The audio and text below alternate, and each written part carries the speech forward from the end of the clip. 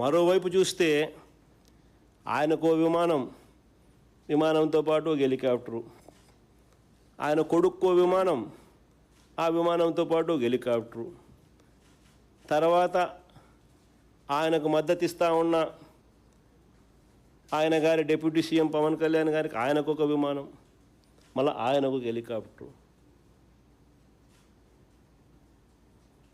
అందరూ గాల్లోనే. ముఖ్యమంత్రి గారు కొడుకు ఒక పూట విజయవాడలో ఉంటే మరో పూట హైదరాబాద్లో ఉంటాడు, ఇంకో పూట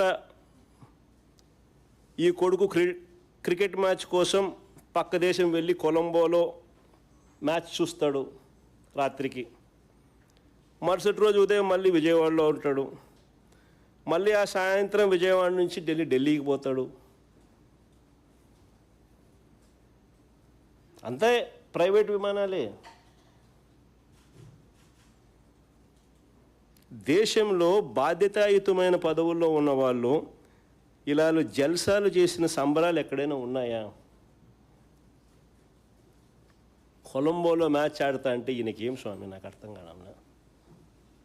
ప్రైవేట్ ఫ్లైట్లో కొలంబోకు పోయి మ్యాచ్ చూస్తాడు. ఈ టీవీ చూస్తే కనపడదా మ్యాచ్?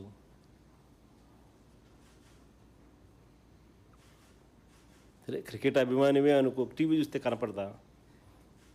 నేను కూడా నిన్న టీవీలోనే చూసిన మ్యాచ్.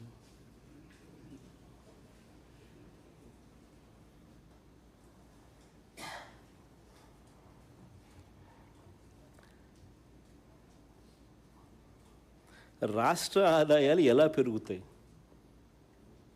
మా ప్రభుత్వంలో మనస వాచ కర్మన మేనిఫెస్టో అన్నది అమలు చేసి ఒక పవిత్రతను తీసుకొచ్చినాం. ఏకంగా 99% హామీలు నెరవేర్చి ప్రజల దగ్గరికి గర్వంగా చిక్కటి చిరునవ్వుతో వెళ్ళగలిగే పరిస్థితి ఒక రాజకీయ పార్టీకి తీసుకొచ్చింది ఒక మా హయాంలోనే. చంద్రబాబు నాయుడు గారు తన మేనిఫెస్టోకి ఇచ్చిన విలువేంటో తెలుసా?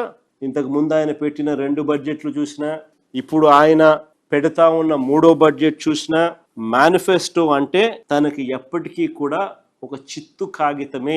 ఇంటింటికి వెళ్ళి బాండ్లు పంచినారు. బాండ్లు పంచి ఆ ప్రతి ఇంట్లో కూడా ఏ పథకం కింద ఎంత వస్తుందో లెక్కలు వేసి చూపించి మరీ ఓట్లు వేయించుకున్నారు.